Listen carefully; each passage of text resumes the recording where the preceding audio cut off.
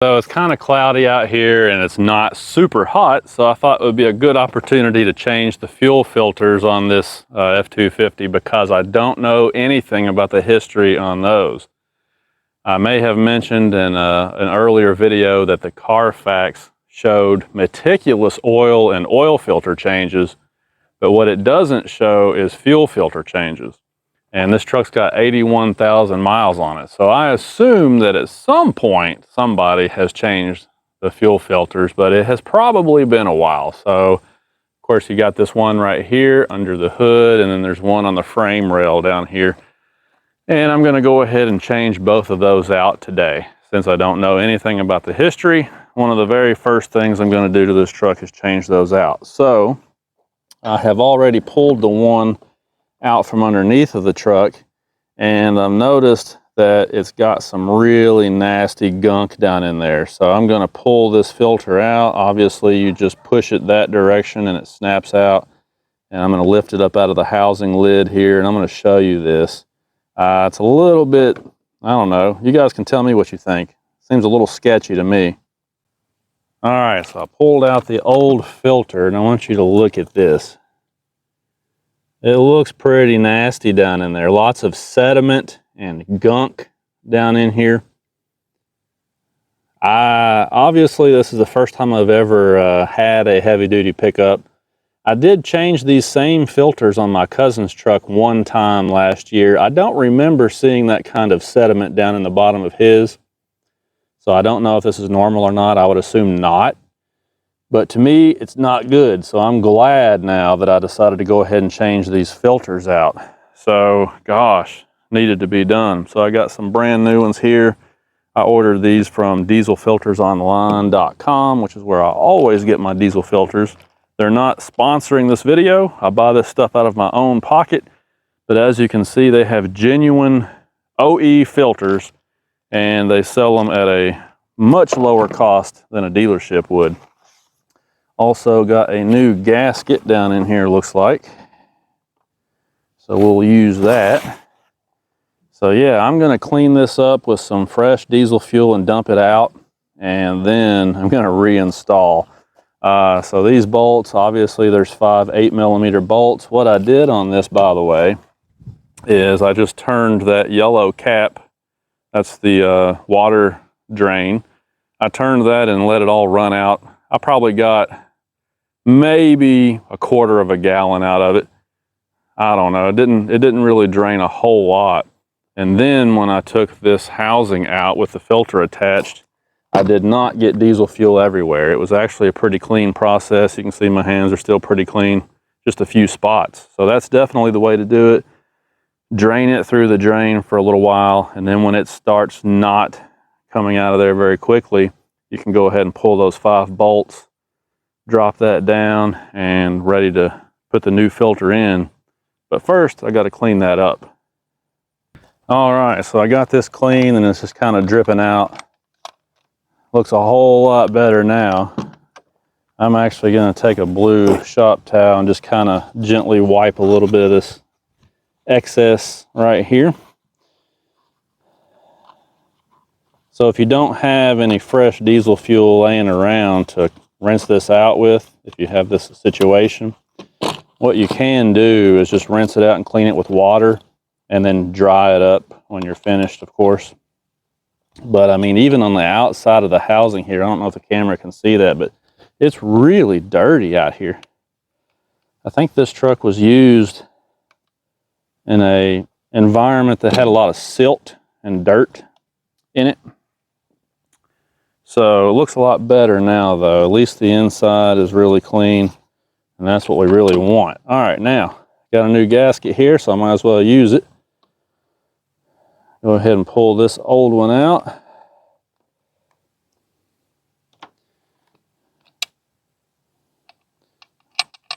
Go ahead and let that excess drip out there. And we'll take this new gasket and put in here. So the dealerships, if you call the dealerships, they get, gosh, I think it was like $250, I believe it was, to do this job. And I mean, obviously you can do this at home in about 20 to 30 minutes probably, start to finish. So, and I bought these filters. These are, like I showed you, they're the OE filters. I bought both of these filters for $65. So 65 bucks instead of 250 bucks. And maybe a half hour of my time. Well worth it, I think. And then you know what filters have been used, what the condition of the filter that came out of it was, you know, all that stuff. You know all that since you're the one that did the work. So, I mean, there's a lot of advantages here. Okay, so this thing is going to work just like the original. Just going to stick it down in here. Make sure I got everything lined up correctly.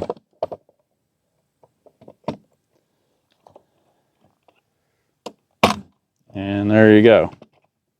It snapped into place. I'm just going to give it a little visual look over. Make sure that I'm happy with it. In fact, I think I'm going to take one more peek at this. Yeah. Just checking my water and fuel sensor to make sure everything looked okay. Make sure it was, in fact, clean. All right. So that's snapped into place. Got the new gasket in there. Now we can get under the truck, slide it back up in there, tighten up those 5 8mm bolts, and we're ready to go under the hood and do the little one. No problem. Okay, so now I'm going to crawl back under here. By the way, you probably noticed that my driveway is gravel. So that's why I was doing this filter swap on the deck of my trailer.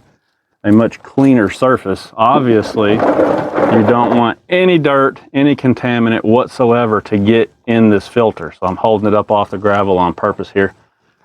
And like I said, I usually find a more solid and clean surface to work on. So just FYI on that.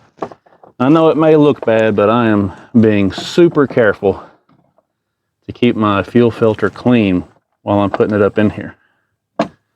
All right, so just push it back up in there, just like that. And thankfully, I have my nifty electric ratchet here because this would be really hard to do with only 2 hands if you didn't have one of these. It's not exactly fun to do without or with one, but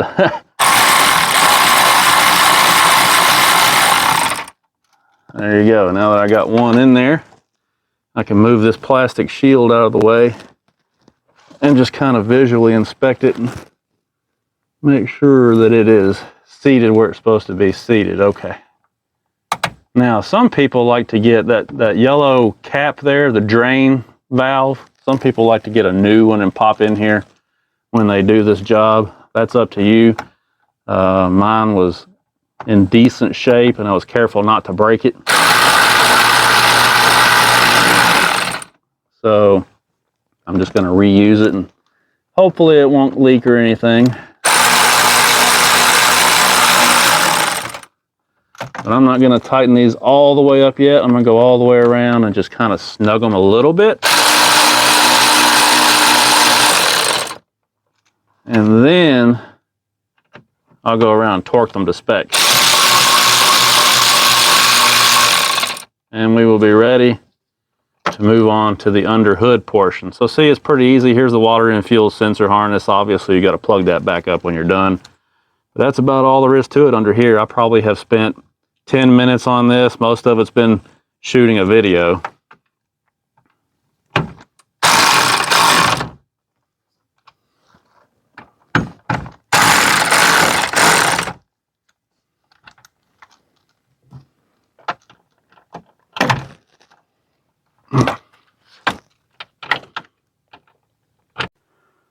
So there's a look at how much diesel fuel came out. I'd say there's probably a little over a quart there actually. A quart, 2 quarts at the most. So, and I'm doing this job with my tank at below a quarter of a tank. So that helps a lot too. Probably won't want to do this job if you got a full tank. All right, now I'm going to tackle this little guy under the hood here. Again, this is my first time ever doing this one, so you're gonna probably cringe if you've done this many times before. So I'm gonna take some rags and put under the lines. This truck has 3 lines. From what I understand, some of the older ones just had 2, but this one's got 3. So these have Ford's patented little plastic clips on them here. There's lots of different clips that Ford uses, but generally you can take these off with a flat blade screwdriver. So like I'm going to start with this middle one. It looks a little bit more, you know, common. So I'm just going to stick it in here and pull straight out. There we go. And it basically just pushes that tab out. So now we should be able to just pull this line right off. Having to wiggle it just a little bit, but there it goes. And of course, oh, there we go. You do have a little bit of fuel leaking out, but not too bad. All right, let's move on to, let's try this one here. It looks kind of similar. It looks like the tab's going to go that direction though. So let me see if I can get in here behind it. And well, it looks like I'm just able to kind of push that one with my fingers. Okay, easy enough. All right, there's that one. Again, just a little bit of diesel, not too bad. So we got one to go. Wonder if I can figure that one out. It looks to be the most unique of the bunch, to say the least. So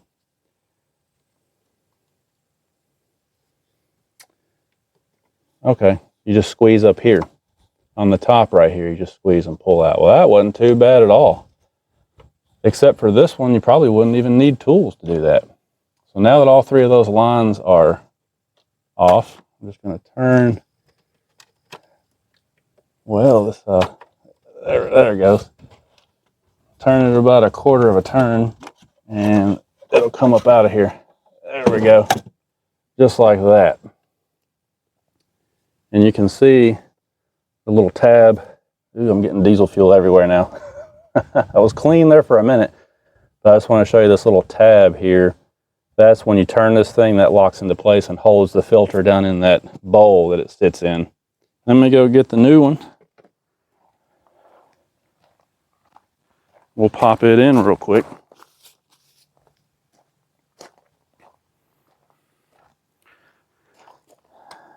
So honestly, when I looked at this filter, it was a little bit intimidating.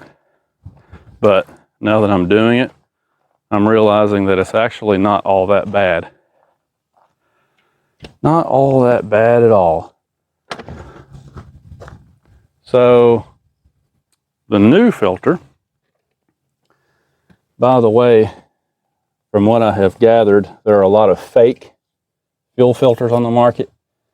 This one has the Ford Motor Company part number etched into the top of the cap, and from what I've been told, if it's etched in like that, it's probably a genuine Motorcraft filter. But if it's printed, if it's like screen printed on here, then you may have found a Chinese knockoff. So FYI on that. I'm going to take this plastic cap off of there. Set the new filter down in here, like so, and then turn until it locks into place. Turn by the body, don't turn by these. You don't want to break one of those off. Okay. So I guess it's done in there all right. So now we're just going to obviously start pushing these all the way on until they click, and then push the retaining tab back in. See how I've got the retaining tab out on that one? So what I'm going to do, push it all the way in as far as it'll go, and then push the retaining tab back in.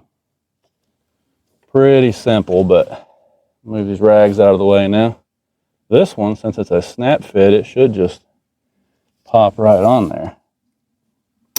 There you go. Hopefully you heard that positive click. on the camera. Just check all my connections. Everything's looking pretty good. So now I'm going to go get a clean towel real quick. Kind of wipe up my mess just a little. So that was, honestly guys, that was pretty daggone simple. And that's the way it should be. I will say that the first time I watched my dad change the fuel filter on his Duramax, he's got an L5P Duramax. First time I watched him change the fuel filter on that, well, I think he said a lot of different words. It was not this easy. Main thing is just cleaning this mess up. I don't want a bunch of diesel fuel laying around under the hood here. So anyway, pretty simple. And now, obviously, you just prime the system, which on today's modern diesels is pretty simple. You're going to cycle the key, not start the engine, just cycle the key several times, and the system should purge the air out and basically prime itself. But I see a little bit of diesel fuel that I missed down here just above the injector rail. So the hardest part is just cleaning everything up here. You know, everything else was pretty simple. And now the manual says we can go 30,000 miles on these new fuel filters I just put in, but I will see how it goes. I may do maybe 20,000 miles. So there's another job done, and it gives me peace of mind because, like I said, I had no idea about the history on the fuel filters on this truck. No clue at all. So now I know that that's been done. It was 65 bucks, well, 70 bucks with taxes, I think. 70 bucks well spent, because the fuel system on these trucks is extremely expensive and you don't want to take a chance on screwing that up.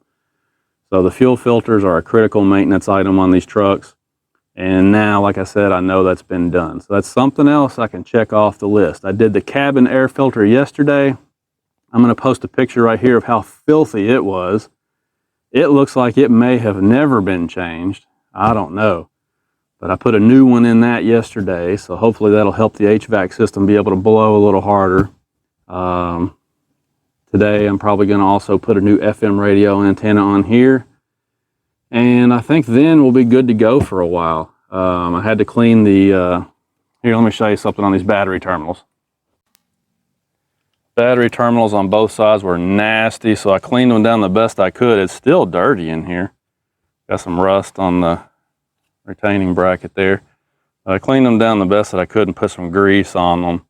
It looks nasty, but hopefully that'll keep the corrosion from coming back. Looks like I've already got a little bit trying to come back here. My goodness. Lots of corrosion on these battery terminals. That one over there wasn't as bad for some reason, but anyhow, fuel filter change on the 2019 Super Duty, and hopefully we'll be good to go now for quite a while. All right, now that this is done, I can go do the next job on the list, which is mowing the yard for my grandparents. So we'll talk to you guys later.